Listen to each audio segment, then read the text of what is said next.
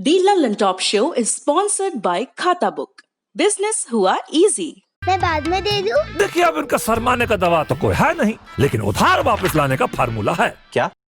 कैसे? खाता book download करिए, ये उधारी का रिमाइंडर भेजे और उधारी वापस लाए फटाफट। माथुर के पैसे आ गए। खाता बुक, बिजनेस हुआ इजी।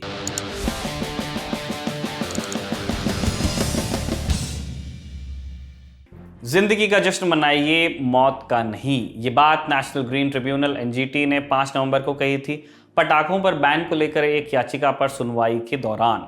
आज 9 नवंबर को एनजीटी ने दिल्ली एनसीआर में हर तरह के पटाखों पर पूरी तरह बैन लगाया है। ये बैन 9 से 10 नवंबर की आधी रात से 30 नवंबर तक लागू रहेगा। एनजीटी के चेयरपर्सन आदर्श कुमार गोयल ने कहा कि ये बैन उन शहरों और कस्बों में भी लागू रहेगा जहां हवा की क्वालिटी खराब वाली कैटेगरी में आती है।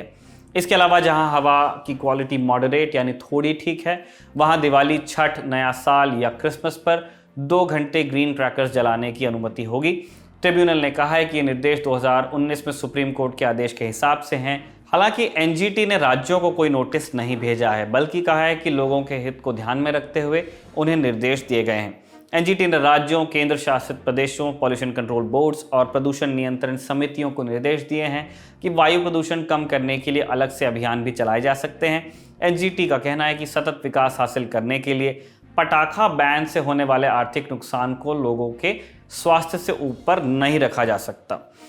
इस मुद्दे पे हम वापस आने वाले हैं। एनजीटी ने आगे जोड़ा, नागरिक शुद्ध हवा में सांस लेने के हकदार हैं।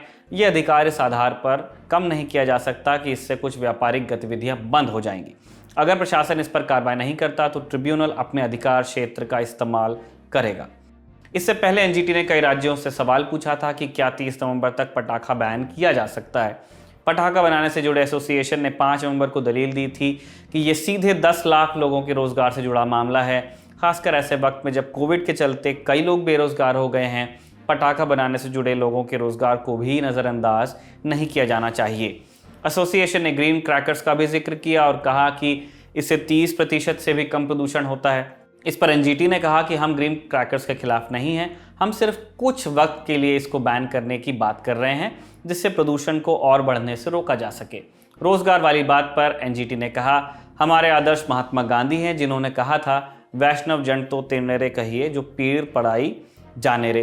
एनजीटी ने आगे कहा कि हमें पटाखे बनाने वालों से सहानुभूति है, लेकिन क्या आप लोगों को आम लोगों के स्वास्थ्य या उनकी जान से सहानुभूति है? अगर किसी एक व्यक्ति की मौत भी प्रदूषण के चलते होती है तो हम इसे नज़रअंदाज नहीं कर सकते। इस सुनवाई के अगले दिन यानी 6 नवंबर को दिल्ली सरकार ने पूरी तरह पटाखों पर बैन लगा दिया था। इसी दिन कर्नाटक ने भी बैन लगाया। इससे पहले राजस्थान, सिक्किम, पश्चिम बंगाल जैसे राज्य पटाखा बैन वाली लिस्ट में शामिल हो चुके हैं। वहीं हरियाणा सरकार ने पहले तो बैन लगाया, फिर त्योहारों पर 2 घंटे के लिए पटाखे जलाने की इजाज़त दे दी।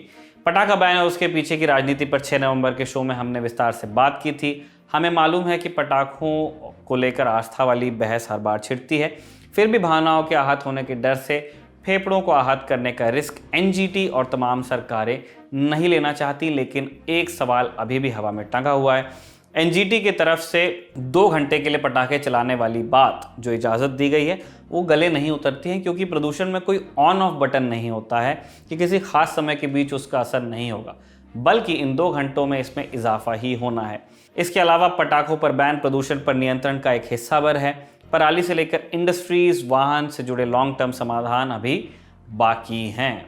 घुटना, कंधा या कमर, चाहे जैसा हो दर्द, डॉक्टर ऑर्थो आपको देता है दर्द से पूरी आजादी, एक भरपूर जिंदगी।